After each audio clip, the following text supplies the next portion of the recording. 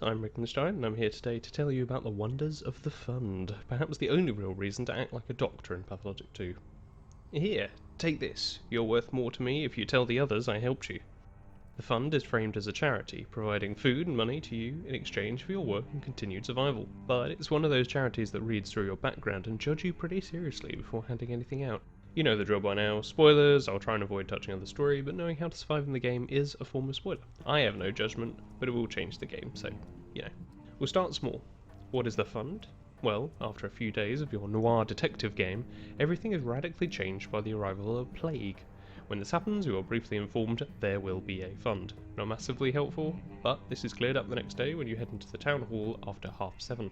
If you head to the hospital first and help out there, the game will let you know your reward exists in the town hall. But even if you choose to head to the hall straight off, the fund is still present. Here you will meet this man. Mr. Manager here will explain in reasonable detail the basics of the fund. Broadly, you get cash and food as a result of performing your doctorly duties, and you get a bigger reward the more you help out.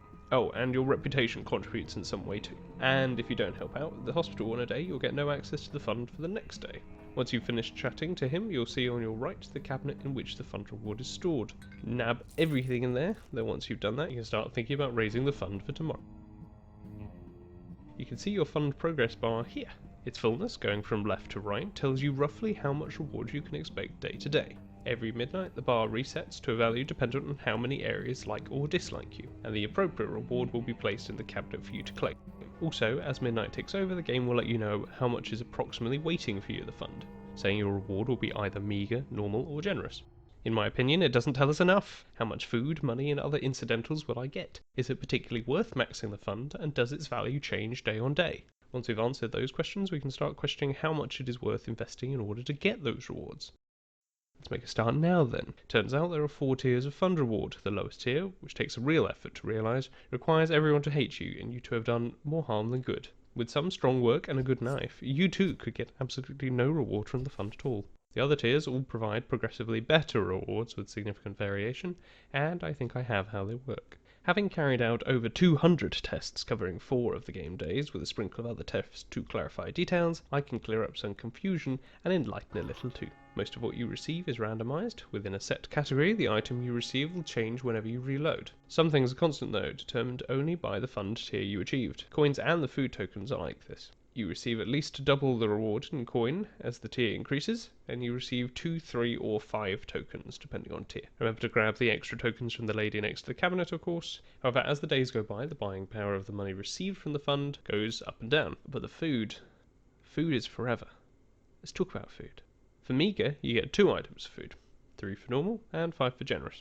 And there seems to be 2 tiers of food item, very good items, and everything else. For a generous reward, you get 2 good items and 3 lesser. For normal, you get 1 good and 2 other, and for meagre, you get 2 of the lower tier. Good items can be one of meat, bread, cans, fish, or milk, and weaker items are one of this list. If you die or reload a save to before a midnight tick, the items in your fund will be randomized again. So I suppose if you wanted, you could reload until you get bread or meat, but at the very least, you can look at your reward and sigh when you get done over by the random luck. What else can we receive from the fund? Quite a variety, as it turns out. As of day 8 until day 10, you can get pills from the fund and other pharmaceutical items. Interestingly, the different tiers of fund have no influence on the number of pharmaceutical items you get. They instead influence what groups those items are pulled from.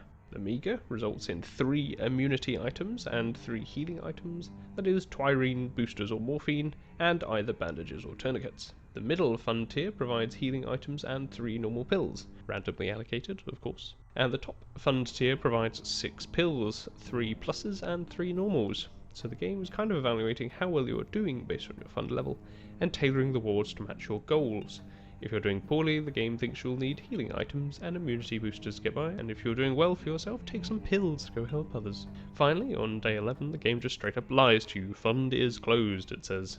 That fund right there isn't closed, not at midnight anyway. You have until 7:30 to collect your reward. Just as with the previous days, it depends on the fullness of your bar from the day before. You'll receive food, cash, tokens, and bullets. At the lowest tier, you get 5 revolver ammo, 3 bandages, in addition to the food and cash. At the middle tier, you lose the bandages in exchange for more revolver ammo, some shotgun ammo, and the increased food and cash rewards. At the top tier, you lose the extra revolver ammo and exchange it for rifle ammo. This last day is pretty weird, probably the only day where you could conceivably wish you'd gotten a lower tier reward, if, for example, you don't have a rifle. So much food to be consumed, but how can you get it? What steps can you take to increase your fund level and receive the mostest of the goodies? The 3 things you need to do are all mentioned by Mr. Manager early on, but with minimal detail.